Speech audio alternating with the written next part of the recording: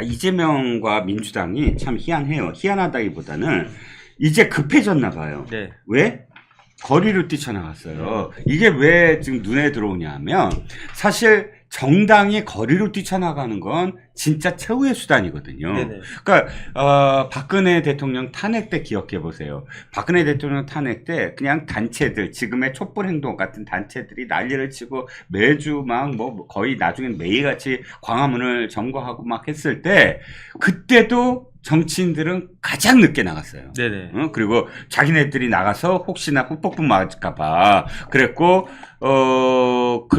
그러면서 이제 그 태블릿 PC 있잖아요. 네네. 태블릿 PC가 등장한 다음부터는 아주 마음 놓고 뛰쳐나갔죠. 뛰쳐나가서. 그런데 이렇게 그 어떤 뭐랄까 서사를 쌓지 않고 나갔다가는 완전히 다 독박 쓴다. 이런 분위기가 옛날에 굉장히 성행했었거든요. 그런데 네네. 지금 보세요.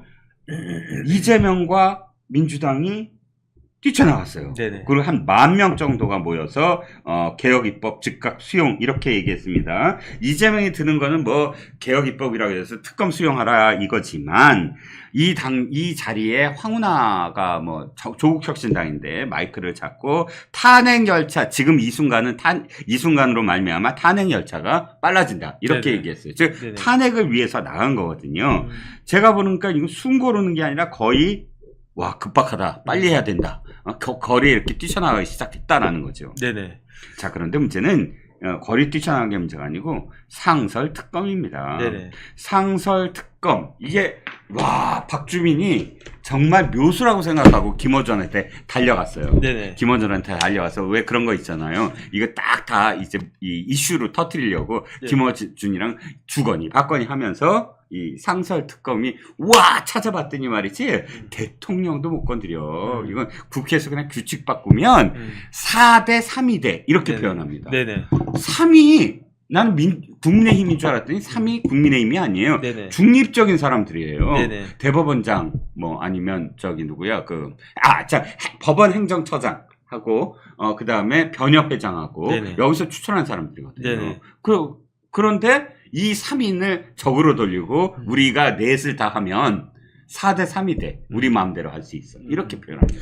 이게 묘수일 뻔했어요. 제가 봤을 때. 그런가요? 왜냐하면 상설특검이 뭐냐면 네. 그 우리나라에 법이 있는데 음흠. 특별검사 임명 등에 관한 법률이 있어요. 네. 그러니까 뭐 굳이 특검을 갖다가 이렇게 특검법을 그때그때 만든다라고 하는 것도 네네. 웃기는 거예요. 음흠. 왜냐하면 이런 그 특검 임명 등에 관한 법률이 따로 있는데 네. 그런데 이 특검법에 따르면은 어떻게 그 규정이 되고 있냐면은 네.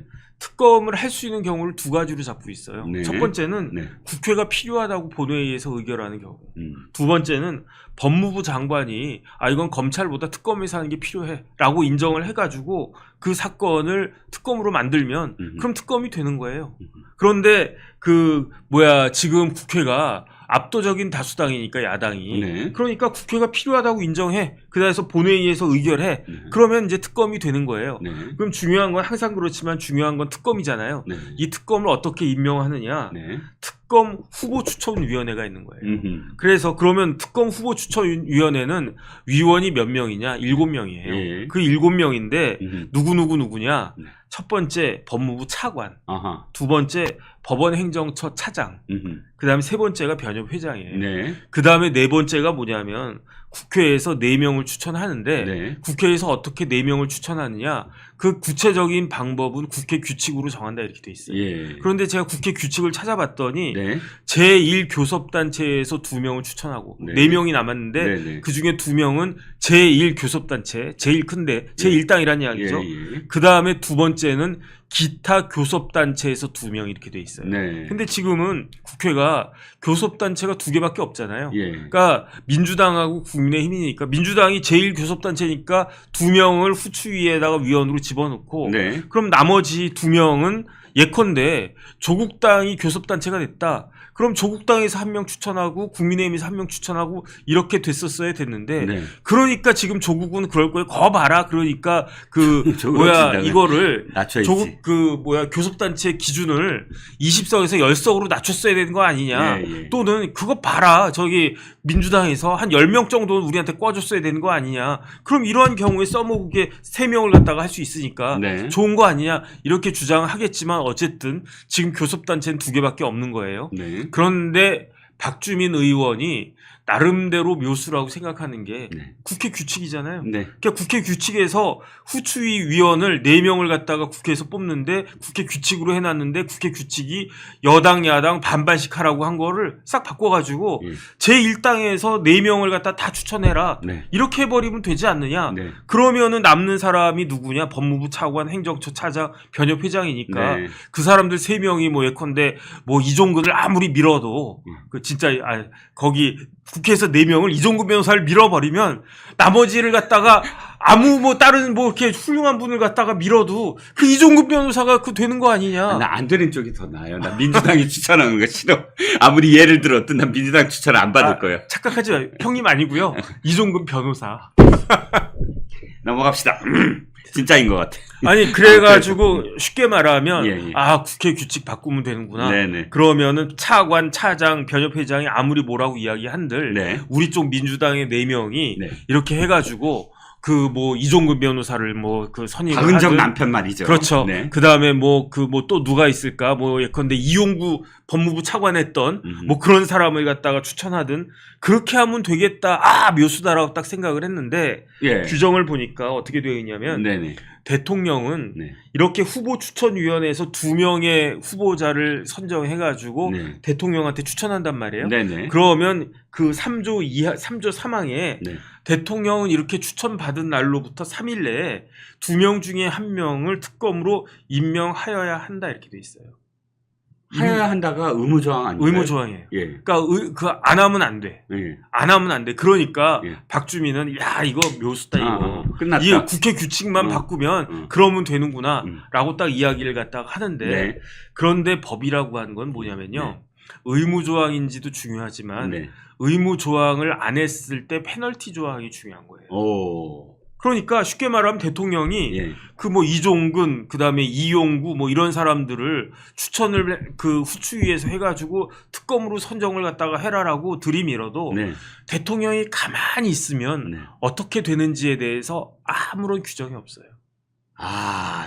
그게 또 참 그러네. 네네. 그러니까 그걸 안 만들어 놨구나. 네네. 아. 그래가지고 요번에 그 부결된 통과된 대통령이 거부권 행사된 그 특검법에 따르면 어떻게 되어 있냐? 대통령이 그 기간 내에 여기는 3일이거든요. 네네. 이 기간 내에 후보자를 그 특검을 안 하면 어떻게 된다고 그랬습니까?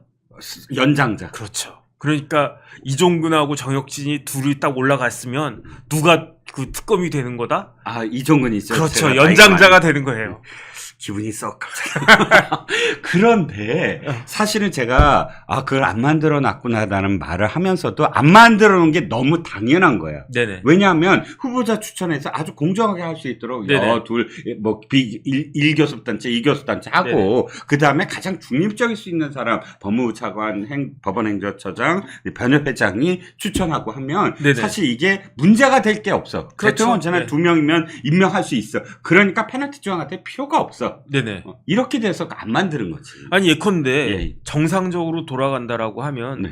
후보 추천위원회에서 보니까 이거 굉장히 중요한 특검이야. 그럼 특검을 아주 여러 가지로 신망이 있는 분을 추천해야 돼. 뭐 예컨대 안대희 전 대법관 같은 분을 추천을 했단 말이에요. 특검으로. 네. 근데 대통령이 임명 안 하고 선임 안 하고 가만히 있으면 그럼 모든 정치적 비난이 대통령이 다 갈 거 아니에요. 예. 그러니까 사실은 그 형님 말씀하신 것처럼 이거에 대해서 만약에 안 하면 어떻게 된다 이런 이야기를 할 필요가 없는 건데 그런데 어쨌든 국회가 네. 민주당이 국회 규칙을 갖다가 이런 식으로 꼼수로 바꿔가지고 말도 안 되는 사람 예컨대 김남국 최악의 변호사 누구다. 지금 현재 대한민국에서 최악이라고 생각되는 변호사 누굴까? 예컨대 최강욱이 또 변호사 아닌가요? 근데 지금 최강욱은 그거 걸려가지고 못해. 그거 못해요. 그 뭐 징계받고 그래가지고. 김용민도 막강하지 않나요? 김용민 국회의원이니까 뭐 그렇게 따지면 예컨대 이재명 변호사 같은 사람을 이걸 갖다가 한다.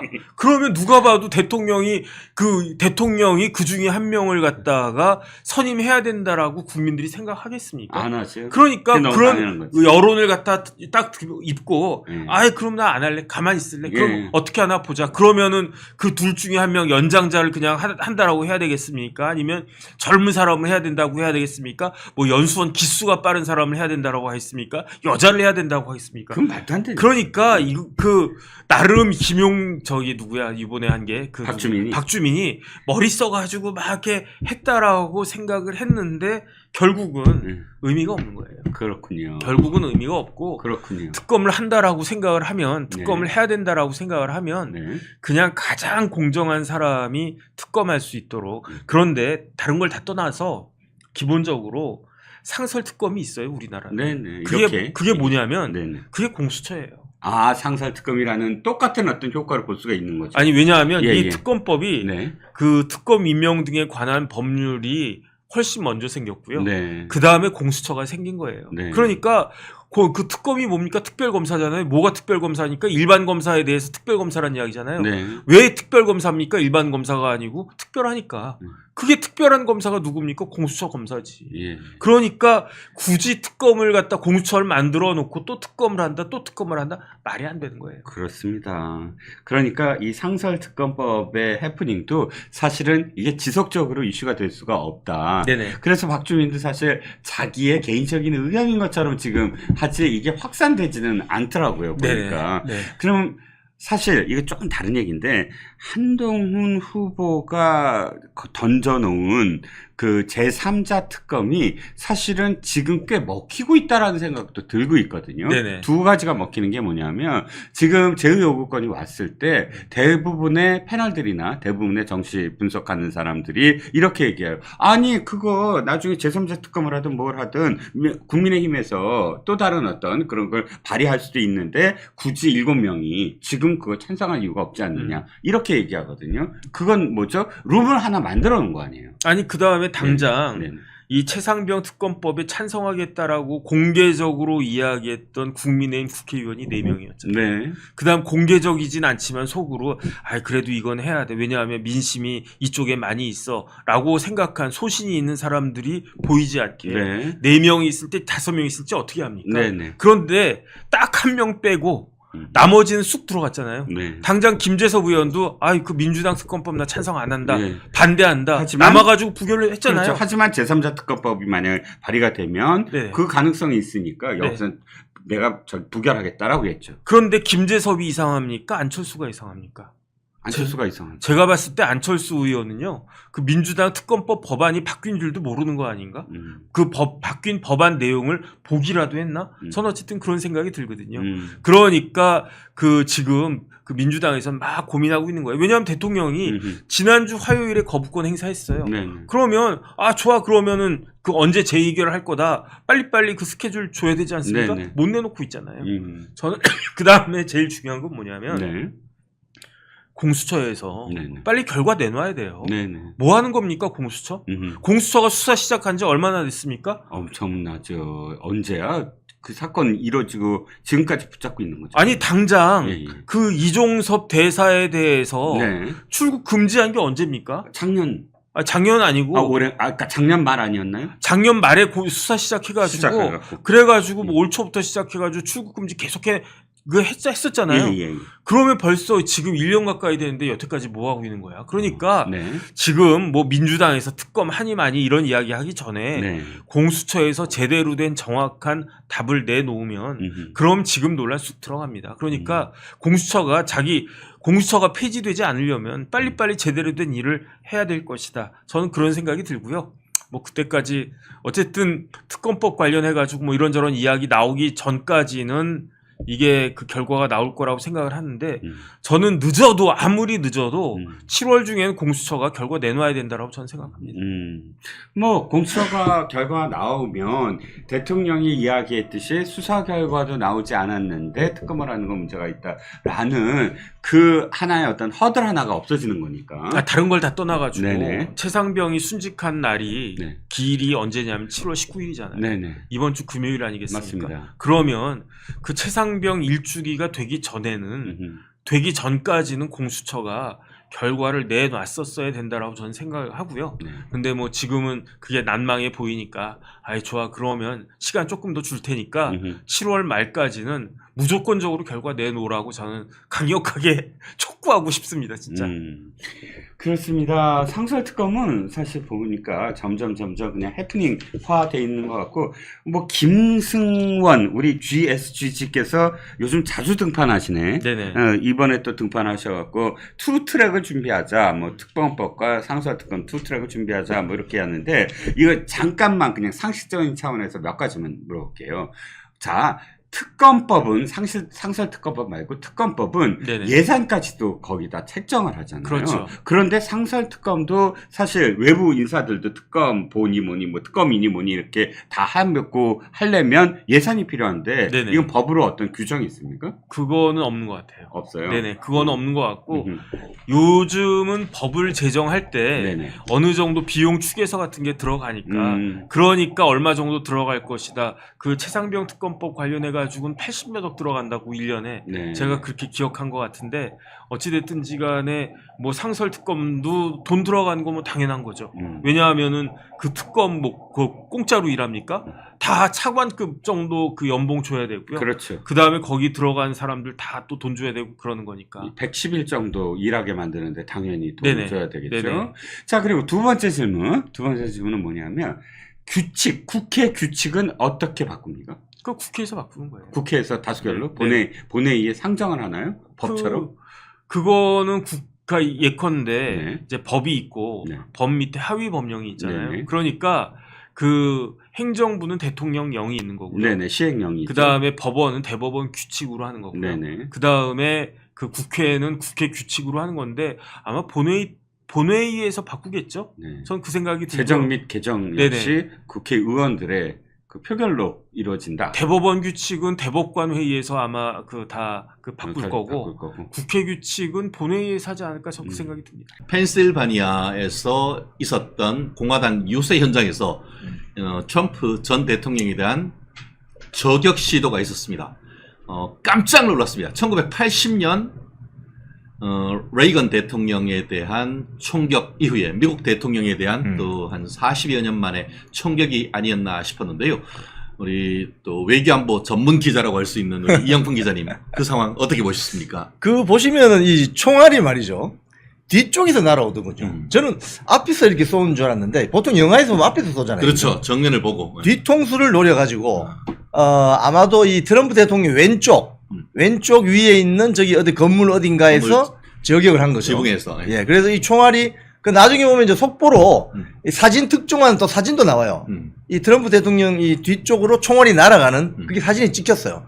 그런데 트럼프 대통령이 왼쪽으로 고개를 돌리는 바람에 그렇죠. 산 겁니다. 이야, 그렇습니다. 진짜. 그래서 제가 이번 코너의 제목은 God Save Trump, 신이 구한 남자 트럼프였습니다. 이게 이제 그대로 있었다면은 뒤통수에 그렇죠. 저격을 당해서 아마 즉사했을 거예요. 마치 케네디 존 전 F 케네디처럼. 대통령처럼. 예, 존 F 케네디 그 영화 보면은 실제로 그 저격 당하는 장면이 영화에 나오거든요.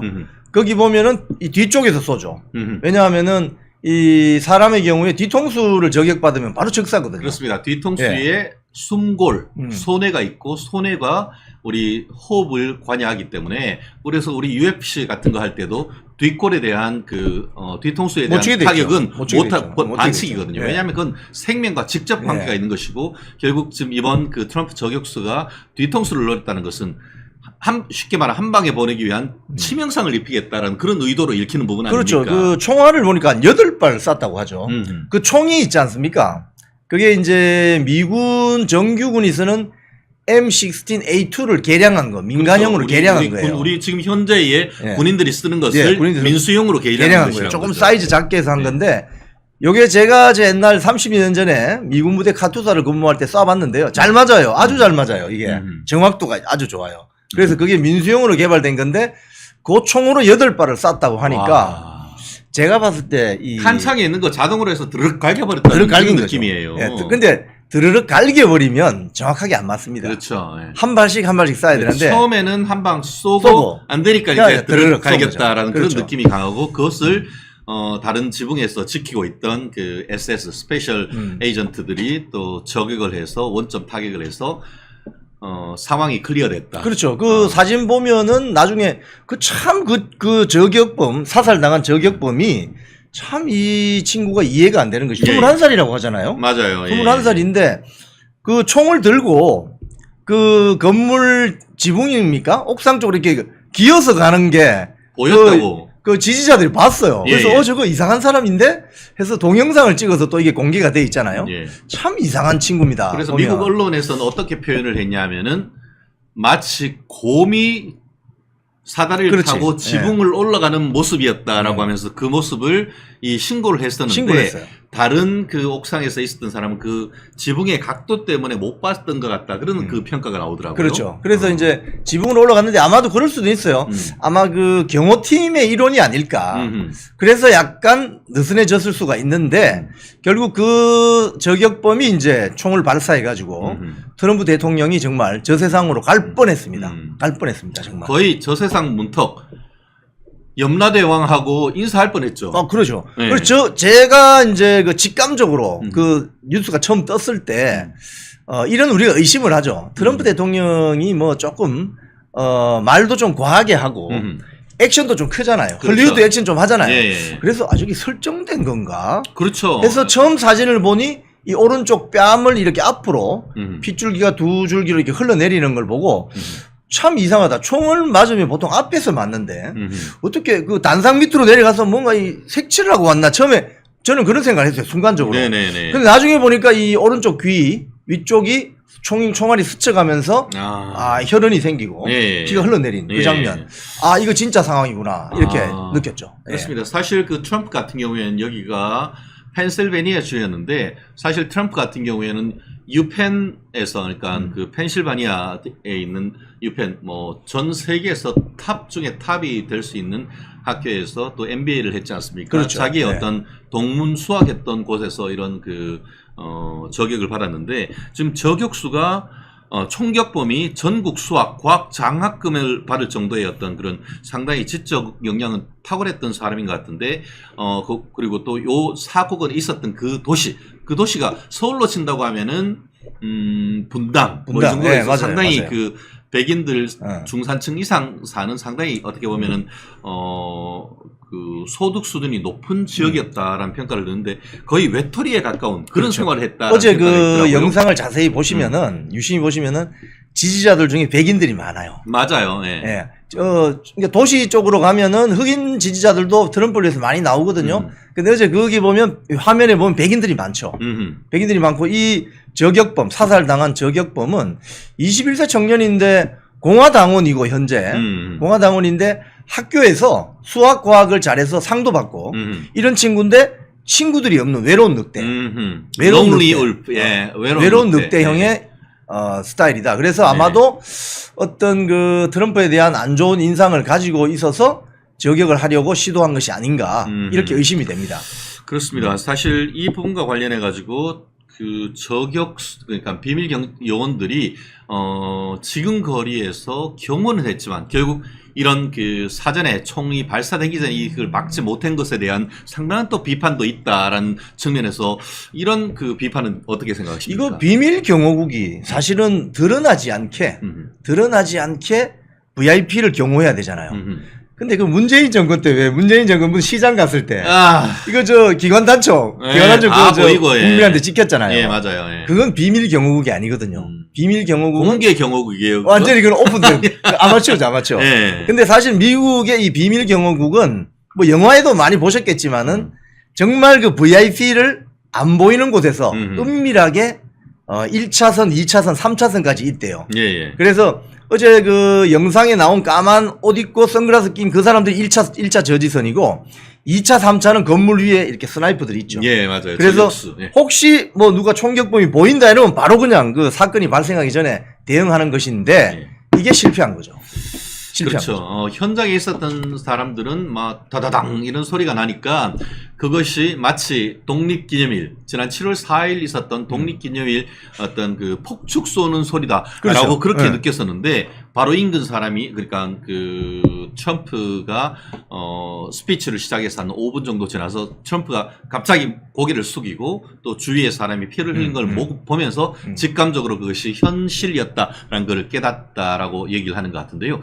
그리고 짧은 시간 내에 그 제가 영어로 된 걸 보면은 뭐 stay down 뭐 이렇게 해서 우리나라 말로 쉽게 말하면 수구리 예. 빨리 수구리 수구리라고 해서 그대로 수구리고 있어 이런 그 얘기를 하면서 그래도 많은 사람들이 그게 따라서 크게 동요하지 않은 모습이 있었는데 조금 뒤에 어떻게 보면 역사에 남을 명장면이라고 할 수 있는 것을 있는 이 그 AP Associated Press 그러니까 연합통신의 이 퓰리처 이 상을 받았던 사진상을 받았던 기자가 fight 하면서 있는 사진 그 뒤로 이 Stars and Stripes 성조기가 있는 모습을 있는 사진을 어제 타전했고 오늘 조선일보 일면에도 그 기사가 그 사진이 있는 걸 봤었는데 그러한 모습을 보면서 이번 다가오는 11월 미국 대선 사실상 어제 결판 난 것이 아니냐는 그런 평가가 있더라고요. 어제 저는 그 저격 장면 동영상을 보면서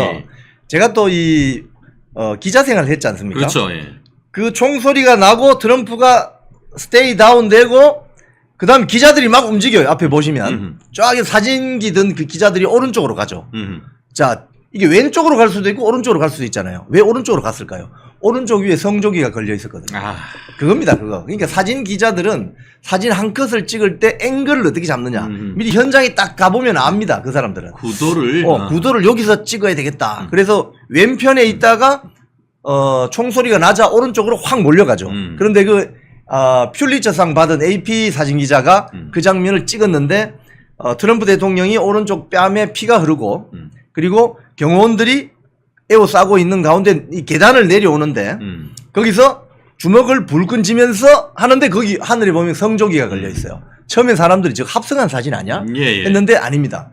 오른쪽 위에 성조기가 걸려 있었어요. 그래서 그 성조기를 걸치고 트럼프 대통령이 강인한 어떤 인상으로 내려오는 그 장면 그 사진 한 것으로 그냥 이번 11월 달 미국 대통령 선거 끝났습니다. 예, 실질적으로 1981년에 레이건 대통령이 이제 선거 유세를 하고 하는 그런 과정이 있었었는데 사실 그때 같은 경우에는 바로 앞에서 그 레이건 대통령의 가슴에 총격을 해서 실제로 레이건 대통령이 저격을 받아가지고 생사 바로 정말 염라대왕하고 인사하고 있던 그거를 이제 현대 그 의학이 살려낸 건 아니겠습니까? 경호원도 그때 죽었어요. 그렇습니다. 근데 이번 같은 경우에는 아마 그 현지 상황에 대한 동영상을 보신 분은 알겠습니다만 약간 이렇게 딱 키가 워낙 크지 않습니까? 보고 이렇게 얘기하다가 옆에 있는 화면을 통해서 뭘 그 이민 관련되는 자료를 보기 위해서 살짝 이렇게 살짝 공기를 돌리는데 이게 탁 지나면서 이렇게 딱 앉는 그런 모습이 있고 순식간에 그 스페셜 에이전트들이 한 명 왼쪽에서 한 명 뒤에서 2명 그리고 5명이 와가지고 이렇게 남자 여자 완전 에워싸는 그런 모습을 그 봤었었는데 야 아무튼 영화보다 더 드라마틱한 역사에 남을 그럴 장면 아니겠습니까? 지난번 그 우리 박근혜 대통령도 그 달성의 사저에서 그렇죠. 무슨 이야기를 하시는데 그 뭐 어떤 사람이 물병 집어 던졌잖아요. 그렇죠. 예. 그러니까 우리 여성 경호원이 제일 앞에 나서서 막았잖아요. 그렇죠. 빡 이렇게 막고 이 가방 같은 거 방탄 가방 딱 들고 그거하고 똑같은 거죠. 그렇죠. 그리고 그 아까 좀 전에 그 기자님이 얘기하신 것처럼 이번 선거는 어제로서 사실상 결판이 난 것이 아닌가 하는 그런 취지가 미국 1981년 대선 같은 경우에도 이 로널드 레이건 대통령이 저격을 당하고 살아나면서 8% 이상 거의 10% 가까운 지지율이 압도적으로 올랐던 것이고 지난 박근혜 전 대통령 그 같은 경우에도 커트칼 어땠습니까? 커트칼 테러를 당하고 나서 대전은요. 그 말 한마디가 국민들에게 아주 강인한 그 그렇죠. 지도자의 어떤 그런 그 로서의 어떤 각인을 했고 결국 그 확실한 어떤 승리를 거머쥐었던 것 같은데 미국 대선 뭐 아까 뭐 상당히 어제가 결정적이었다라고 얘기는 하고 있습니다만 향후에 어떤 그런 그 어떤 민주당 후보의 교체 가능성이라든가 아니면 그 미국 그 대선 전국 어떤 식으로 이어질 것이라고 지금 사실은 바이든 대통령하고 트럼프 대통령하고 요 직전에 TV 토론회를 했잖아요. 거기서 바이든 대통령이 트럼프 대통령이 뭘 질문을 했는데 제대로 답변을 못하고 단어가 잘 생각이 안 나서 답변을 이어가지 못하는 이렇게. 그래서 그 TV 토론회가 끝나고 나서 지지율이 트럼프가 거의 67%까지 오르고 바이든이 한 30%로 내려 폭락했어요. 그래서 네네. 민주당 지지자들이 이거 후보 바꿔야 된다. 네네. 후보 교체해야 된다. 그런데 그 바이든 대통령의 부인 질 여사가 안 된다. 그대로 간다라고 해가지고 지금 민주당 지지자들이 굉장히 불안해하고 있는 가운데 이번 사건이 터졌기 때문에 안 되겠다. 이번에는 트럼프로 가야 되겠다. 이 중간 영역에 있는 사람들이 야 강인한 아메리카가 필요하다. 이렇게 가는 거죠. 그러면 그렇죠. 11월 달 미 대선은 거의 뭐 트럼프 당선이 유력하죠. 지금 이 어제 그 사건으로. 그렇습니다. 결국 그 이제 내일 미국에서는 또 공화당 후보를 그 결정하는 그런 그 전당대회를 전당대회, 하고 있지 예. 않습니까? 밀워키에서 제가 하는 것으로 알고 있는데 제가 시카고 일리노이에 살 때 밀워키 가보면 정말 밀워키 브루어스 그러니까 밀워키는 뭐 밀러 맥주를 비롯한 이 맥주의 본고장 아니겠습니까? 아마 어제 같은 경우에 병원에 가서 2시간 동안 어떻게 치료를 받고 본인 스스로 강하게 걸어서 나오면서 다시 한번 이제 국민들에게 건강을 과시하는 그런 어떤 정치적인 어떤 모습도 보여주는 걸 보면서 어떤 Let's make America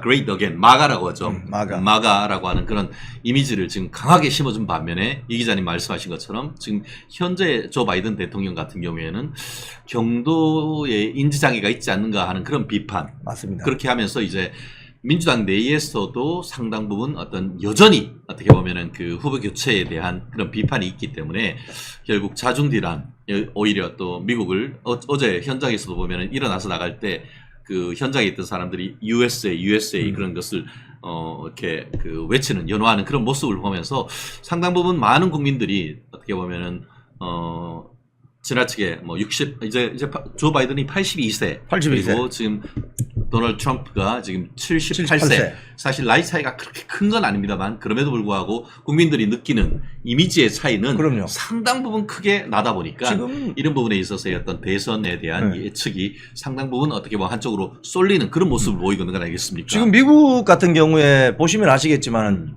이제 한국도 그래서 조금 벤치마킹을 하는데요.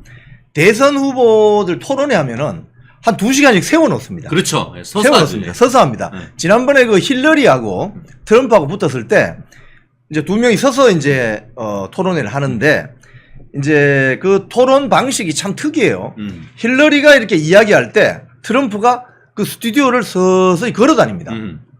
서서히 걸어 다니면서 거기 시청하러 온 시청자들에게 눈도 맞추고 하면서 저 사람이 2시간 서 있을 만큼 체력이 되느냐. 그렇죠. 이걸 검증하는 거예요. 그렇죠. 맞습니다. 네, 대통령이 갑자기 업무 수행 중에 돌아가시면 안 되잖아요.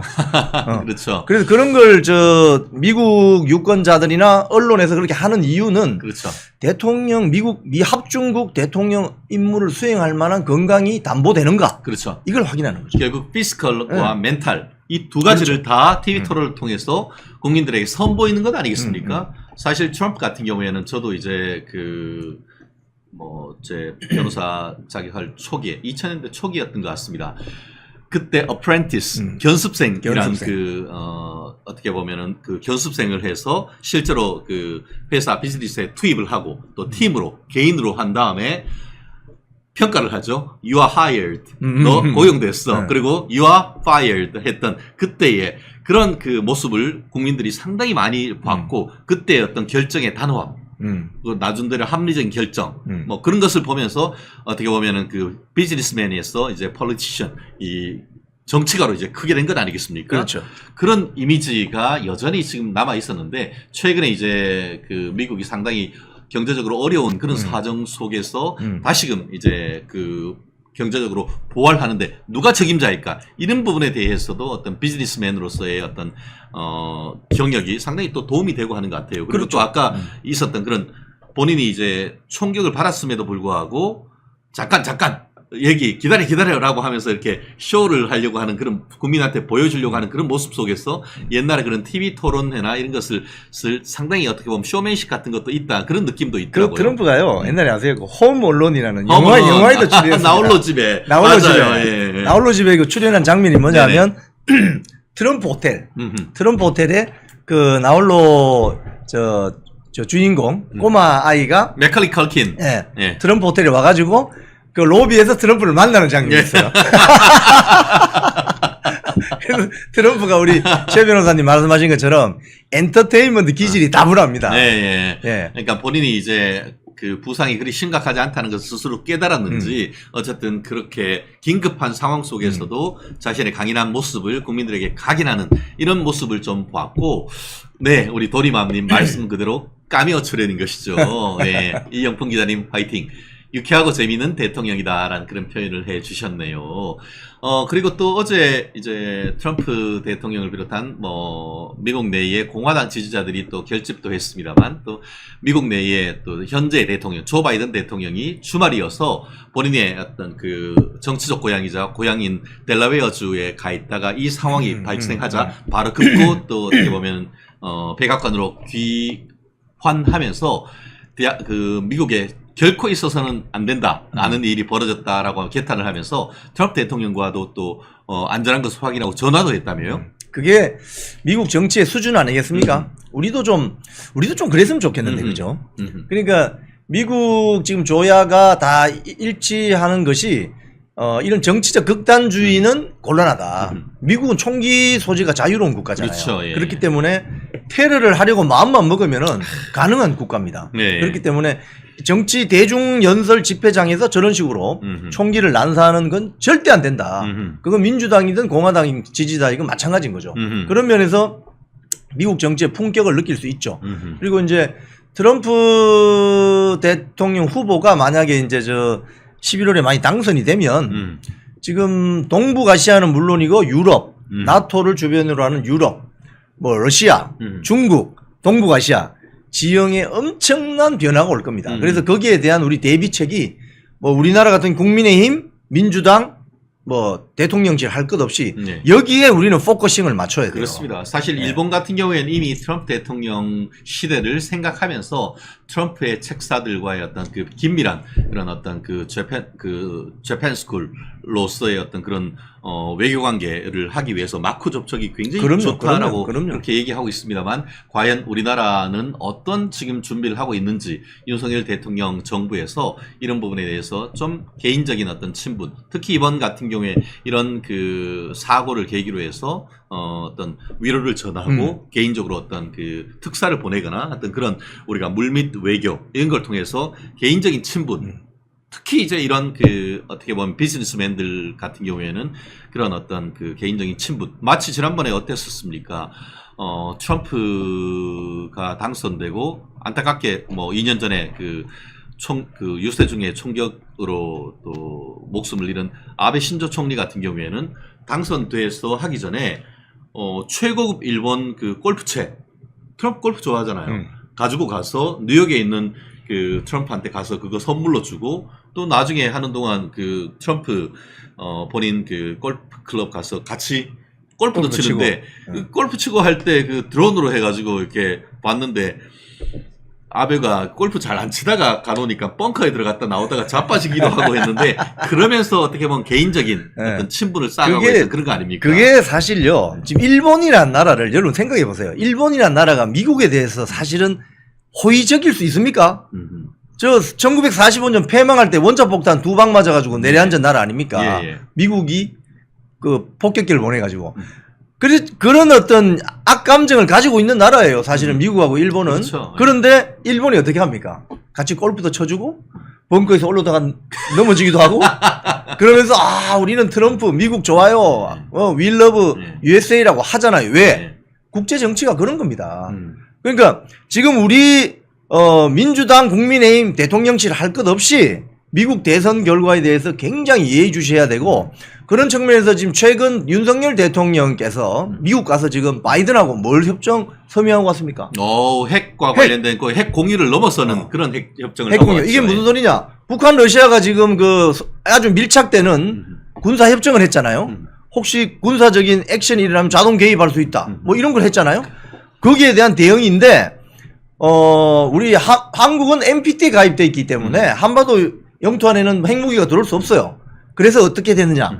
어제 이 그 윤석열 대통령하고 바이든 대통령 사이에 한미 뭐 핵 협정 그 관련 이게 서명이 있고 나서 어제 인터뷰 기사 나오는 게 뭡니까?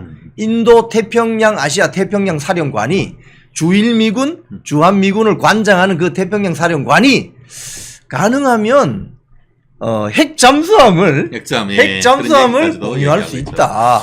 그 사이에 이렇게 되는 거죠.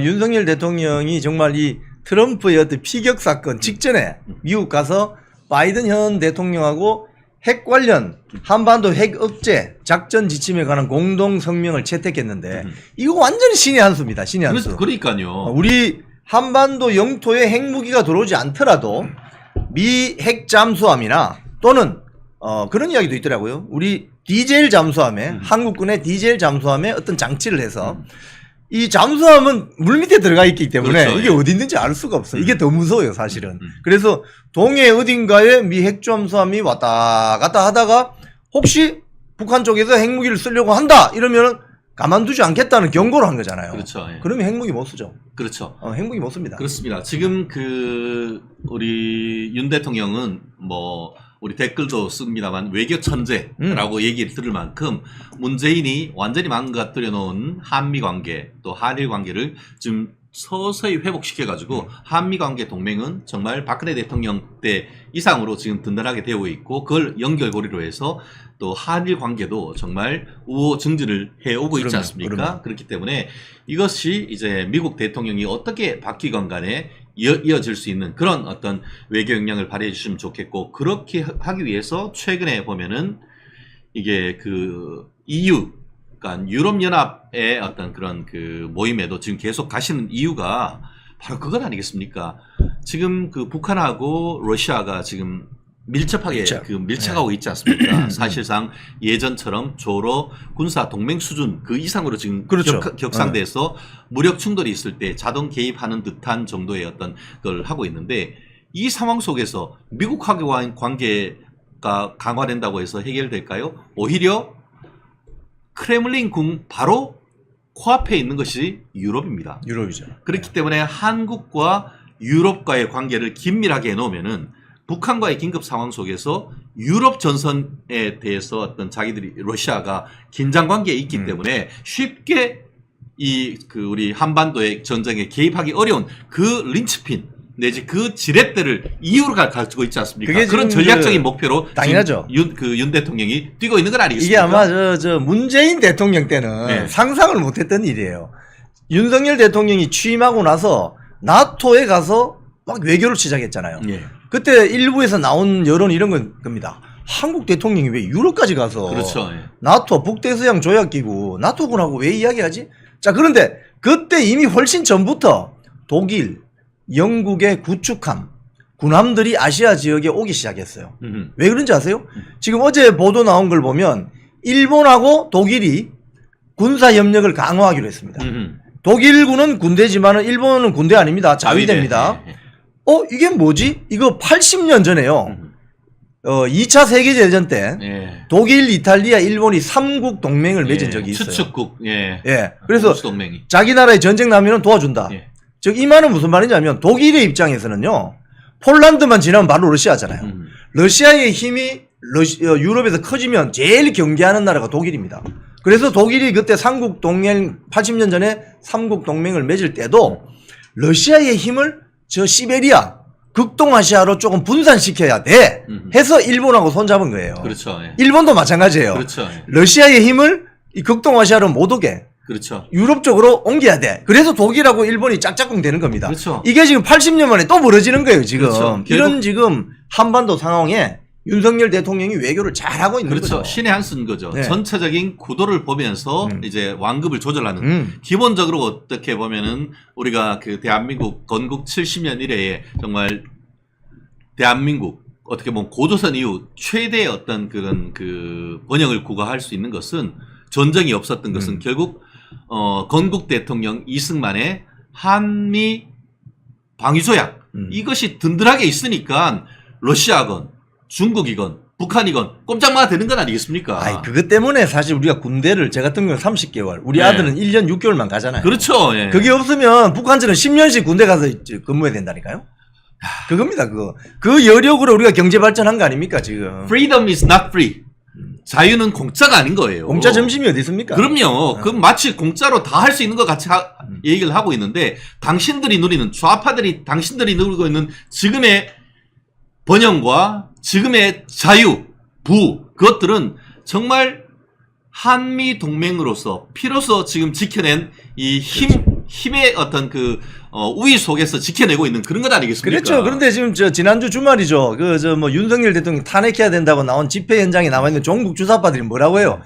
반미, 반제국주의. 그걸 보면서 제가, 야, 저 사람들 아주 19세기에 살고 있구나. 한반도 천동설 믿는 사람들. 네, 그래서 한반도 청동설. 그렇습니다. 지금. 그렇기 때문에 김옥균 프로젝트 이제 안 들어본 분이 없으실 겁니다. 이제 뭐 다 들어보셨을 거고요. 처음에는 이게 뭐 치라시 형태로 정가의 기자들이라든지 정치인들, 보좌관들, 뭐 정치 패널들 사이에서 돌았습니다. 그런데 처음에는 에휴, 뭐 그냥 치라시라는 게 늘 그렇습니다. 이 스마트폰으로 오는데 참 많이 와요. 그러면 아유, 이런 뭐 또 누가 또 이렇게 뭐 헛소리를 하는구나 이런 정도의 내용도 참 많거든요. 그런데 처음에 그렇게 치부했습니다. 점점 눈덩이가 돼서요. 별의별 일이 다 생깁니다. 이철규 의원이 갑자기 등장을 해서 고소를 하겠다. 뭐 이것과 관련해서 누가 이걸 띄웠는지 난 다 알고 있다. 라고 이야기하면서 아예 공론화돼 버렸어요. 네네. 이철규 의원이 직접 그렇게 하다 보니까 네. 뭐 이거 뭐 피할 이유가 없지. 실체가 있든 없든 이것이 과연 무엇인지 이미 우리 강찬호 중앙일보 논설위원을 초대해서 세 사람이 이 방송을 할 때도 이 이야기를 김옥균 프로젝트를 이야기를 했거든요. 그런데 중요한 건 김옥균 프로젝트든 아니든 간에 한동훈 후보가 당선이 되면 한동훈 후보의 지도부를 흔들겠다라는 그런 움직임이 상당히 현실화되고 있다라는 뭐 이야기가 많습니다. 그래서 오늘은 지금 정혁진 변호사와 제가 과연 그것이 이 김옥균 프로젝트라는 이름이든 아니든 지도부가 탄생됐을 때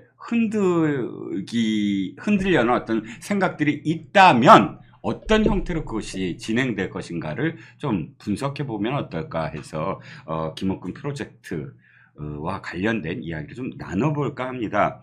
정 변호사께서 먼저 좀 이렇게 좀 생각을 해봐 주시면 네네. 지금의 일단의 어떤 흐름들이 있잖아요. 뭐 굉장히 뭐 전대가 혼탁스럽다 어쩌다 하는데 그 혼탁한 거 말고 한동훈 후보가 공격받는 여러 가지 지점들 그 지점이 만약에 이런 어떤 끌어내리기 전략을 지금 세우고 있다면 하나의 단초가 되지 않을까. 그 중에서 정 변호사 보시기에는 어떠한 게 가장 유력해 보이십니까? 일단 저는 김옥균 프로젝트라는 말은 들었어요. 네. 근데 구체적으로 내용은 제가 뭐 이런 게 찌라시로 네. 뭐 카톡이나 이런 데서 막 날아다니고 있다 그런 이야기는 들었는데 네네. 저한테는 그런 게 온 적이 없어요. 그래서 구체적으로 김옥균 프로젝트가 뭔지는 모르겠는데 이름만 들어도 뭔 말인지는 알겠다. 네. 일단은 그런 생각이 딱 들었고요. 그 다음에 김옥균 프로젝트라고 하는 네이밍을 딱 듣고 난 다음에 네. 전 솔직히 말해서 야 사람들이 갈 때까지 갔구나. 저는 그런 생각이 들었어요. 네. 그 다음에 야 어떻게 이름을 지어도 김옥균 프로젝트라고 짓나.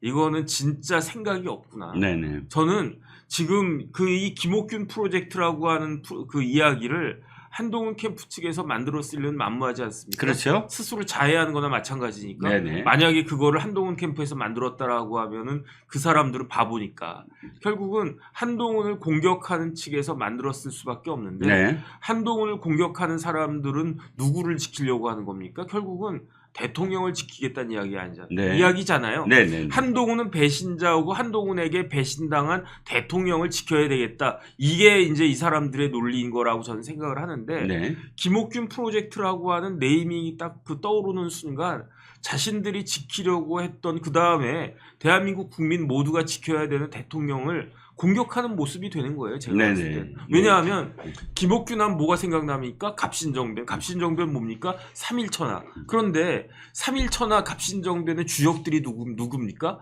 박영효도 있었고 서재필도 있었고 김옥균도 있었어요. 그런데 세 사람의 운명이 다 달라. 그렇죠. 서재필은 천재였어요. 그래가지고 음. 도망가가지고 미국 가가지고 쪽으로 갔고. 의사 됐어요. 네. 그러니까 지금 한국에서 의사 되는 것도 어려운데 네네. 그 영어 한마디 제대로 할 줄 몰랐던 서재필이 그때 쫓겨가지고 도망가가지고 미국 가서 그때부터 공부해가지고 의사가 됐어요. 네네. 서재필 박사가 된 거예요. 그렇죠. 그 다음에 김옥균 어떻게 됐습니까? 일본에 끌려가진 않았죠. 일본에 도피했죠. 왜냐하면 네네. 일본이 배경이었으니까. 네. 일본에서 사실 비참한 뭐 운명을 끝까지 이제 나이 들 때까지 일본에서는 대우해줬는데 네네. 뭐 자기 돌아오지는 못하고 그러면서 그냥 일본에서 죽었죠. 그 김옥균이 어떻게 됐냐면 네. 김옥균도 천재였어요. 네. 그래가지고 일본에 김옥균을 굉장히 좋아하는 사람들이 많았어요. 네네. 그 다음에 글씨도 잘 쓰고 뭐 음. 그림도 잘 그렸나? 어쨌든 그래서 일본에서 후원자들이 많이 있었는데 네네. 그런데 고종이 김옥균을 그렇게 미워했어요. 네. 그래가지고 거기에 자객을 보냈어요. 네. 암살을 갖다가 하려고 했는데 어떻게 암살을 했느냐? 그 홍종우라고 하는 사람이 네. 김옥균을 꼬셔가지고 일본에서 죽이는 건 좀 어렵고 일본에서 죽이면 자기도 뭐 잘못될 수 있으니까 네네. 그러니까 그때 그 장개석인가 누군지 저기 굉장히 중국의 높은 사람을 만나게 해주겠다고 꼬셔가지고 아마 상해로 김옥균을 데리고 갔을 거예요. 네. 같이 갔어요. 그 홍종우가. 아하. 그랬는데 상해에서 김옥균을 총으로 쏴 죽여요. 그렇군요. 그래서 제가 잘못 알고 있었네요. 김옥균이 죽은 것은 일본이 아니고 저 상해예요. 네. 그래가지고 상해에서 그 김옥균이 죽었는데 그 죽은 시체를 압송을 해와요. 네. 그랬는데 압송을 해온 그 김옥균 시체를 고종이 어떻게 하느냐? 네. 죽은 사람을 능지처참해버려요. 그 다음에 그 목을 갖다가 요기 남대문에다가 네. 달아가지고 그 전시하고 네. 김옥균의 그 죽음은 굉장히 처참했거든요. 네네. 비참했거든요. 네. 박영효는 어떻게 됐습니까? 박영효는 전향을 해요. 고종하고 화해를 해. 네네. 그래가지고 박영효는 다시 한국 들어와가지고 그 다음에 이제 일제시대 때 일본한테 그 자귀도 받고 네. 그리고 난 다음에 이제 잘 먹고 잘 살아요. 네네. 어쨌든 그렇게 갑신정변을 했던 그 주역들의 운명은 각각 다르단 말이죠. 네네. 그러니까 어쨌든 뭐 김옥균을 한동훈에 비유하는 건가 그건 잘 모르겠는데 그런데 이 이야기가 갑신정변 이야기가 이렇게 그 갑신정변의 주역들에서만 끝납니까? 아니잖아요. 네. 결국은 또 누가 있었습니까? 고종이 있었잖아요. 네네. 제가 좀 전에 말씀드렸지만 네. 그다음 고종하면 세트로 붙어 다니는 사람이 누굽니까? 민비죠. 민비잖아요. 네네. 그 다음에 그 고종하고 민비가 세트로 붙어 다녔는데 갑신정변을 고종이 자기 자신의 힘으로 제압했습니까? 아니죠. 아니잖아요. 네네. 뭐 할 수가 없었잖아요. 그렇죠. 그래가지고 민비가 끌어들인 게 누굽니까? 청나라잖아요. 네. 그러니까 자기들의 힘으로 할 수 없어서 외세를 끌어들여가지고 진압을 했는데 네. 그러면 저 같은 사람은 어떻게 생각하느냐? 아 좋다. 그러면은 한동훈이 김옥균이라고 치고 뭐 박영효는 누굴까? 뭐 모르지 이제. 네. 그다음에 왜냐하면 이제 3.1천하가 끝난 다음에 갑신정변이 무산된 다음에 뭐 지금 그 한동훈 비대위원장 옆에 있는 뭐 장동혁도 있고 뭐 박정훈도 있고 뭐 여러 명이 있는데 만약에 진짜 거기까지 너무 많이 가는 것 같아요. 김옥균 프로젝트가 성공해가지고 어찌어찌 됐을 때 네네. 그 사람들은 배신할까 말까 이런 생각까지 저는 할 수밖에 없고요. 아, 네. 그 다음에 이제 그건 너무 나가는 거고. 네네. 그렇다라고 하면 고종은 누구냐? 그러게요. 또 참 임금님이 누굽니까? 그 다음에 거기에 이제 왕비도 있잖아요. 네네. 이런 이야기까지 할 수밖에 없고, 그렇죠. 그러면 이 3일 천하를 갖다가 예컨대, 예. 이른바 예컨대 치윤회 같은 데에서 음. 그 갑신정변을 무산시키려고 3일 천하 만들려고 자기 힘으로 할 수 있습니까? 안 되겠죠. 왜 안 됩니까? 지금 제가 봤을 때 불가능해요. 자기 힘으로 불가능해요. 왜냐하면 네. 지금 치윤그룹에서 내세운 사람이 누굽니까? 원희룡이잖아요. 네네. 이 김옥균 프로젝트라고 하는 이야기가 나오는 것 자체가 네. 어대안이란 이야기예요. 그렇죠. 저 원희룡이 될 가능성이 없다. 없으니까. 그러니까 아유 왜 그 만약에 이제 그 원희룡이 된다라고 하면 김옥균 프로젝트는 나올 리가 없잖아요. 그렇죠. 왜냐하면 원희룡이 당대표 되면 끝나는 거니까. 그렇죠. 그런데 자기들이 봤을 때도 어대안이니까 네. 어쩔 수 없다. 일단 어대안 한 다음에 뒤집자. 음. 그런데 지금 원희룡을 당대표로도 못 만드는 사람들이 3일 천하를 자기들의 힘으로 할 수 있습니까? 안 되죠. 안 되잖아요. 네네. 그럼 외세를 끌어들이겠다라고 하는 건데 네. 그 외세가 뭐 민주당이란 이야기입니까? 조국당이란 이야기입니까? 이런 식으로 사람들이 생각하면 생각할수록 말도 안 되는 진짜 진짜 수준 떨어지는 그런 이야기인데 네. 어떻게 이런 이야기가 나오는 건지. 그러니까 뒤늦게 제 생각에 이철규엔 정신 차려가지고 김옥균 프로젝트 운운하는 사람들 고발한다고 그랬잖아요. 네네. 저는 그게 맞다라고 생각을 갖다가 합니다. 그렇습니다. 그러니까 저는 딱 이 생각이 들어요. 그 김옥균의 어떤 역사 그리고 그 당시에 그 갑심정변의 역사보다 역사를 제대로 생각도 안 하고 딱 3일천하만 생각이 하는 네네. 거야. 3일천하, 3일천하를 만들겠다. 딱 그렇게 빠른 시일 내로 끌어내리겠다라는 생각밖에 없기 때문에 그 뒷 배경을 전혀 생각하지 못할 정도의 정말 그 정무적인 어떤 판단이나 혹은 역사적 깊이, 인문학적 소양이 너무 낮은 사람들의 이야기였다. 라고 하더라도 저는 좀 전에 비슷한 말씀을 하고 이 자리에 왔지만 되게 불안한 게 최근에 있었던 어떤 그런 이 당대표나 비대위원장과 관련된 이 당의 끌어내리기 또 흔들기 이런 것들이 무모하게라도 이렇게 강행할 수도 있지 않을까. 뭐 지난번에 연판장은 생각이 나 있겠습니까? 네네. 아니면 멀쩡한 사람 갑자기 저출산 부위원장에서 정책 얘기했다고. 나는 정책을 얘기했다고 해서 욕을 먹는 케이스는 처음 봐요. 물론 네네. 협의가 없었다. 뭐 대통령한테 보고를 안 했다. 이런 이유를 대지만 그거는 내부에서 꾸짖으면 될 일이죠. 네네. 너 왜 자꾸 그렇게 해?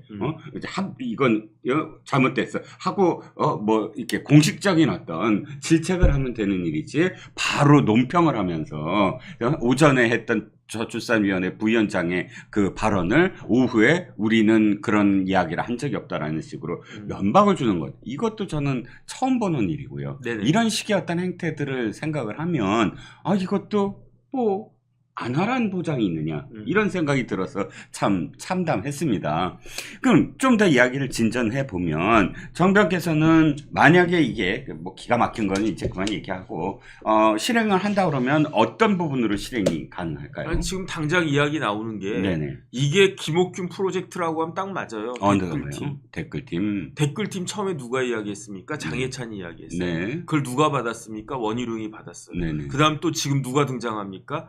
양문석이 등장하잖아. 네네. 외세가 등장하잖아. 그러네요. 저는 이러니까 이게 참 사람들이 정신이 있나? 음흠. 지금 뭐랑 똑같냐면요. 네. 동학 농민 전쟁을 그거 하기 위해서 진압하기 위해서 외병들 끌어들인 거랑 뭐가 다르지? 저는 어쨌든 그런 생각이 들고요. 아니 당 내부의 문제면 여당 내부의 문제면 여당에서 말로 하든 뭘 하든 해가지고 스스로 이걸 갖다가 풀어야지. 여기서 양문석이 왜 나옵니까? 여기서 장해찬이 왜 나옵니까? 그러게요. 저는 이런 부분들이 좀 어떻게 보면은 저는 김옥균 프로젝트는 성공할 수 없다라고 생각을 하거든요. 어떤 점에서요? 왜냐하면은 수준이 안 돼요. 네. 그걸 갖다가 할 만한 수준이 안 되는 사람들이 도모하는 음모이기 때문에 때문에 네. 저는 이게 성공할 가능성은 지극히 희박하다라고 생각을 하는데 네. 그런데 어떻게 이런 생각을 하고 있는지 이런 이야기가 나올 수 있는지 그게 참 희한하다 그런 생각이 듭니다. 장해찬 전 최고위원이 이해가 안 가는 게 장해찬 최고위원이 가장 비판한 사람이 장성철 네네. 평론가거든요. 네네. 당시에 장성철 평론가가 말만 하면 어쨌든 장해찬 전 최고위원이 같이 패널로서 상당히 적대적인 어떤 그런 이 비평을 많이 했는데 같은 장씨인데. 근데 그럼에도 불구하고 그런데 중요한 건 지금 장해찬 최고위원이 그렇게 비판하던 장성철 평론가가 초기에 했던 그런 모습 그대로 가고 있어요. 네네. 장성철 평론가가 처음에 어떤 일이 있었냐면 당시에 이제 윤석열 후보가 이제 나오고 조선일보의 논설위원을 대변인으로 쓰고 막 하던 참에 딱 갑작스럽게 장성철 평론가 이렇게 얘기하거든요. X파일이 있다. 우리나라의 유력한 수사기관에서 수사기관에 근무하는 사람이 나한테 넘겨준 X파일이 있는데 기억나네. 그 네. X파일을 보니까 윤석열이라는 사람은 대통령을 못할 사람이다. 이렇게 얘기합니다. 그러고서 굉장히 엄청난 파동이 일어요. 그러면 그 다음에 이제 계속 언론들이 어떤 내용이냐 하는데 조금씩 뭔가를 이야기할 듯 하다가 막판에 한 며칠 지나서 나 그거 찢어버렸다라고 그냥 해버려요. 장성철이. 예, 장성철 네네. 평론가가. 자, 그런데 지금 장해찬 전 최고가 거의 비슷한 느낌이에요. 내가 직접 봤다. 네네. 내가 직접 봤다. 처음엔 그랬다가 지금은 아니 내가 요원이다. 라고 했다가 실질적으로 그래서 어떤 것들을 꺼내놔야 되는데 곧 꺼내놓을 것처럼 지금 계속 그런 식으로 가거든요. 뭐 장성철 평론가처럼 찢어버렸다라고 이걸 닫을지 아니면 뭔가를 또 내놓을지는 모르지만 그럼에도 불구하고 장해찬 전 최고위원이 하고 있는 것은 사실상 자폭에 가깝다. 왜냐하면 이렇게 생각을 해보죠. 장해찬 최고위원이 등장하는 직전에 어떤 일이 벌어져요? 바로 문자가 공개가 돼요. 네네. 김건희 여사의 문자. 김건희 여사의 문자에 사실 가장 예민한 부분이 댓글팀이라는 표현이거든요. 그러니까요. 그래서 그 내용이 뭐냐 하면은 네네. 자신이 댓글팀을 운영해서 한동훈 비대위원장을 비난하는 것으로 아실 텐데 그게 사실이 아니다. 이런 뉘앙스로 얘기하면서 댓글팀을 이야기하거든요. 네네. 그러면 만약에 장해찬 전 최고위원이 이렇게 등장하지 않았다면 당연히 김건희 여사의 댓글팀이 뭐냐 난리가 났을 거예요. 지금. 네네. 근데 이 장해찬 전 최고위원이 그 물꼬를 한동훈 후보한테 돌림으로 해서 네네. 이 논쟁은 한동훈 후보의 댓글팀으로 완전히 굳어져 버렸잖아요. 네네. 그런데 지금 이걸 갖고 진짜 김옥군 프로젝트로 활용을 한다 그러면 어쩌겠습니까? 땡큐죠. 누가? 민주당이. 왜? 바로 그렇게 해서 지금 김건희 여사의 댓글팀까지 소환할 거예요. 네네. 당연한 거 아니에요?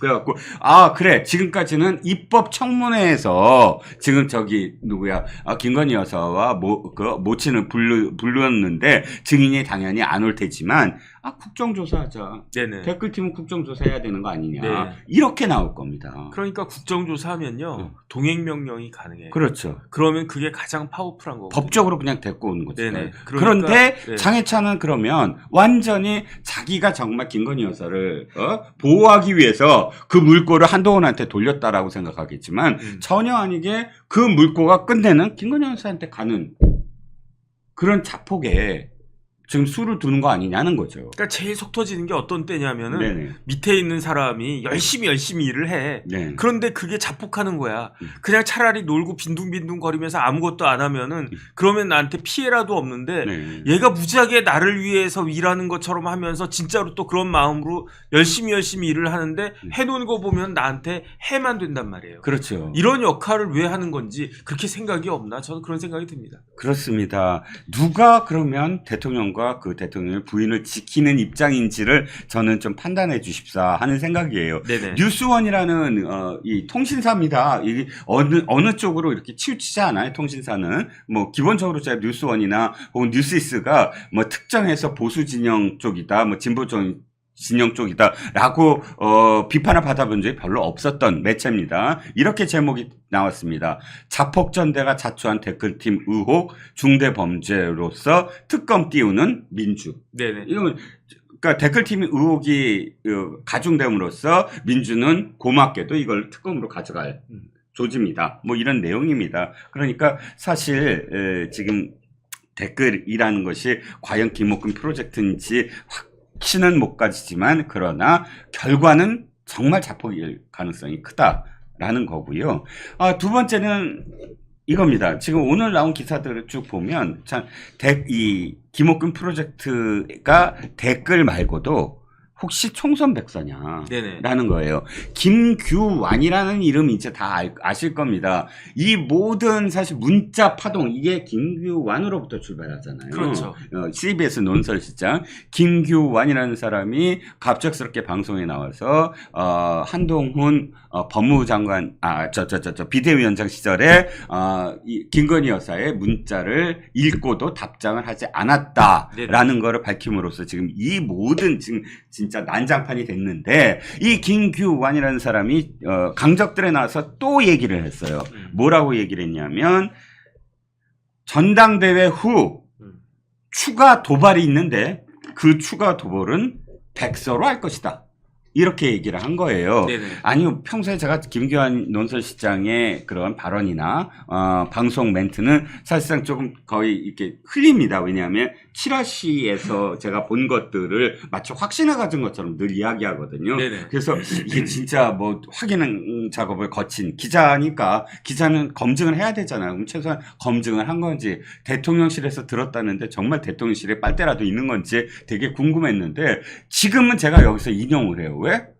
한번 시작이 거기서 출발해서 딱 TV조선에서 5개 문자가 딱 나온 순간 저는 김규환에 대해서 크레딧이 달라졌어요. 이 사람은 루트가 있구나. 빨대가 있구나. 빨대가 있구나. 네네. 아니 빨대가 있지 않으면 넥타이 얘기까지 했잖아요. 네. 김건희 여사가 넥타이 그리고 김치도 맨날 해줬다. 이런 얘기까지 김규환이라는 사람이 위해서 나올 정도면 이 김규환을 이용하든 김규환이 그 사람을 이용하든 그 빨대 관계가 있다는 얘기예요. 네네. 당연히. 그러면 지금 이 말도 신뢰도를 한번 생각해 봐야 되는 거 아니야. 김규환 입에서 지금 이렇게 얘기가 나오면. 그런 차에 지금 딱 기사가 뭐가 나왔냐 하면 이게 나왔어요. 총선 백서 4천 의원과 일식 논란을 다 담는다. 이 제목대로 기사는 뭐 그거예요. 지금 이제 4천 논란 있고 또 일식 논란이 있으니까 지금 백서를 개정한다. 발표도 안 하는데 보완한다. 네네. 보완한다라고 해요. 제가 딱 들은 순간 이 백서라는 게 이거 저기구나. 유튜브구나. 유튜브는 우리 맨날 우리 뭐 할까 그러고 당장 오늘 벌어진 거 다 담잖아요. 네네. 그거랑 똑같죠. 지금 벌어지고 있는 일을 책에 담으면 그게 백서냐는 거예요. 아니, 백서는 뭐냐면 정말 객관적으로 우리가 지금까지 했던 일에 대해서 좀 들여다보고 분석하고 그래서 거기에 대해서 이러이러한 점이 보완되거나 잘못됐거나 방향을 어떻게 바꿔야만 한다라는 결론을 내리는 거예요. 이게 담보가 되려면 굉장히 많은 기간이 들어가야 돼요. 왜? 네. 크로스 체크를 해야 되거든요. 네네. 실제로 백서를 만드는 작업에서 기자들도 많이 의뢰를 받아요. 네네. 기자들한테 당시에 무슨 일이 있었는지 현장에 있었고 또 객관적으로 바라봐 달라. 또 학계도 많이 들어가요. 정치학계. 또 언론학계에서도 많이 들어가요. 네네. 여론조사 데이터 전문가들. 그렇게 해서 외부인들이 어느 정도는 이것들을 이 상황들을 전부 다 바라보고 거기에서 이제 어떤 결론을 내리고 그 결론을 전체 지도부가 추인하고 하면서 내는 건데 이렇게 아무런 검증 과정 없이 그래 이게 맞아 이게 한동훈이 잘못한 거야 이게 당시에 누가 잘못한 거야 라고 결론부터 내리고 그거부터 그냥 옮겨 담으면 이게 백서야 그리고 이제 곧 낼 거야 라는 게 어떻게 백서냐는 거야. 글쎄요, 뭐 백서는 백서인데 총선 백서가 아니고 2조 백서가 되면 어떡하나 저는 그게 걱정이 됩니다. 그렇죠. 총선 백서. 그렇죠. 이미 그러니까 오염됐다는 거예요. 네네. 오염될 대로 됐다. 조정훈 위원장이 이 백서를 만드는 과정에서 하도 이 방송 저 방송 나오면서 이게 모두 한동훈 때문이다라는 식으로 발언을 하고 막 하는 과정이 굉장히 오랫동안 지속이 되면서 또 더군다나 박상수 변호사가 직접적으로 공격한 대목이 그거잖아요. 네. 이번에 전대 나오려고 그러는 거 아니냐. 그러니까 거기에 대한 답으로 처음에는 모호하게 하다가 나중에 이제 안 나온다라고 대답을 했지만 나오지. 그래서 더 재밌을 뻔했는데. 그렇죠. 그래서 이런 대목들을 쭉 소개시켜 드리는 건 어쨌든 이 백서를 갖고도 아마 뇌관인 것처럼 계속 몰아갈 거다. 언론들도 다 뭐 백서 언제 발간될 건가, 이게 어떤 뇌관이 될 건가, 이런 식의 분석 기사들이 계속 이어지고 있으니까 거 봐라, 한동훈이 다 잘못하지 않았느냐. 그리고 나오는 이 가설이 아니라 시나리오가 이거예요. 자, 백서를 발표하자마자 이렇게 얘기하는 거죠. 백서 내용이 다 짐작이 가요. 이 모든 것 다 한동훈이 그때 문자를 씹지 않고 다 영부인께서 이렇게 다 사과의 뜻이 있는데도 불구하고 이 문자를 씹었으므로 우린 대패했다. 그리고 조정훈 입으로도 20석 이상 잃었다, 이렇게 표현하거든요. 네네. 그러니까 이건 윤리위 가야 된다. 대표를 윤리위로 보내자라고 하고, 윤리위에서 결과가 나오면 대표 탄핵, 이런 식으로 순서대로 가겠다. 그래서 끌어내리겠다. 이렇게 가려고 하는 게 아니냐라는 거죠. 그 유명한 말이 있어요. 어떤 말이요? 역사란 무엇인가라고 한 책이 있지 않았습니까? 이해치카. 그런데 거기에 네. 제일 먼저 나온 문장이 그거예요. 네. 역사는 과거와 현재와의 대화다. 그 이야기는 뭐냐면요. 네. 역사는 계속 다시 씌워진다는 거예요. 네. 상황이 변하면 이제 또 새로운 사료도 나오고, 마찬가지로 네. 백서는 역사거든요. 네. 그러니까 지금 조정훈 그 팀장이 만드는 백서가 2024년 여름에는 이런 의미로 받아들여질지 몰라도 네. 그게 내년이 되고 후년이 되고 3년 후 윤석열 대통령 퇴임한 이후에 다시 읽어보면 네. 그러면 또 다시 읽힐 거라, 이걸 갖다가 모르고 이걸 생각을 안 하고 네. 그냥 이런 식으로 백서를 만들면은 네. 이 백서를 만든 사람들의 정치적 생명은 음흠. 거기에 있어서 이 백서 때문에 왔다 갔다 할 수 있을 것이다. 저는 그렇게 예상이 됩니다. 네. 자, 저희가 사실 하나의 어떤 주제를 선정하는데 정변과 제가 고민 많이 합니다. 이 김옥균 프로젝트도 사실은 정변이 많이 생각을 많이 했어요. 우리가 괜히 이 말을 이렇게 공개적으로 함으로써 도리어 더 이거 사실인 것처럼 지금 사람들의 뇌리 속에 박히게 만드는데 일조하는 거 아니냐? 마치 이거를 돌린 사람들의 의도를 우리가 도리어 더 따라가는 게 아니냐? 이런 고민도 하고, 그런 문제 제기도 하고, 저도 그 고민 때문에 이것을 우리의 이슈로 할까 말까 하다가 지금 진전되는 어떤 모양새가 도리어 이런 것을 언급을 함으로써 이 자체가 만약 이 자체가 실체가 있다면 실행되지 않게 만드는데 도리어 우리가 일조하는 게 아닌가라는 것, 그런 생각도 있고요. 사실 또 이렇게 얘기함으로써 이게 진짜 실체가 아닌 것을 바라는 마음으로 또 우리가 이렇게 이야기할 수도 있고요. 어찌됐든. 아니요, 저는 이렇게 생각해요. 어떻게 생각하세요? 저는 사실 김옥균 프로젝트는 막 이렇게 몇몇 사람들이 이렇게 막 속닥속닥 거리는 걸로만 듣고 있다가, 네네. 어제 제가 MBN 뉴스와이드 나갔거든요. 네네, 그래서. 뉴스와이드가 깜짝 놀랐어요. 왜요? 장성철 소장이 나와가지고 네네. 공개적으로 김옥균 프로젝트 운운하더라고요. 그래가지고 제가 황당해가지고, 야, 김옥균 프로젝트 이제 사람들이 다 알게 됐구나. 그런데 김옥균 프로젝트는요, 이제 망했어요. 네. 왜 망했느냐? 네네. 이런 식으로 모든 사람들이 다 알게 된 순간 김옥균 프로젝트는 더 이상 김옥균 프로젝트일 수가 없는 거예요. 네. 모든 사람이 다 알고 있는데, 그러면 만인이 다 쳐다보고 있는 그런 가운데 무슨 공작을 하겠습니까? 뭘 하겠습니까? 네. 그러니까 김옥균 프로젝트는 이렇게 준비가 되고 있었다고 하더라도 네. 그 이야기가 이런 식으로 새나감으로 인해 가지고 네. 이미 이제 망한 거다. 그러니까 이제 여기에 대해서는 오히려 야, 어떻게 일을 해도 이런 식으로 하나, 참 한심하다, 이런 정도 평가를 하기 위해서 김옥균 프로젝트를 이야기하는 거지. 저는 이러다가 진짜 또 무슨 일이 벌어지는 거 아니야? 저는 그런 생각 안 하고요. 그 다음에 그 대표적인 게 증거가 뭐냐면은 네. 이철규 의원이에요. 네. 이철규 의원이 김옥균 프로젝트 운운한 사람, 거기에 그 배우에 마치 내가 있었던 것처럼 그런 이야기 전파하는 사람 다 고발했잖아요. 네. 경찰에 고발했잖아요. 그렇습니다. 그러니까 이거는 이제 김옥균 프로젝트는 이미 다 나가리가 된 또 나가리가 된 그런 프로젝트 중에 하나다. 저는 그런 생각이 들고요. 네. 좀 일을 하려면 좀 수준 있게 좀 했으면 좋겠다는 게 제 간절한 바람입니다. 진짜. 자, 그러면 결론은 이렇게 내리죠. 이것을 기획한 분께 저희가 조언을 합니다. 역사책을 조금 읽고 그 다음에 우리나라의 역사나 혹은 인문학적 소양을 좀 갖춘 다음에 프로젝트다운 프로젝트를 내라. 저는 조언이 예. 아무것도 하지 말아라. 왜 일을 더 망치냐. 그 다음에 이런 식으로 해가지고 어떻게 됩니까? 네. 대통령하고 영부인한테 누가 되는 거예요? 아, 그럼요. 네, 저는 저기 절대적으로 누가 김규환 되죠. 실장도 네. 대통령하고 영부인한테 굉장히 지금 누를 갖다가 끼치고 있다. 저는 그런 생각을 합니다. 그렇죠. 그러니까 누가 그러더라고요. 이 사람들은 친윤이 아니라 네네. 친윤이다. 아니 오죽하면 네네.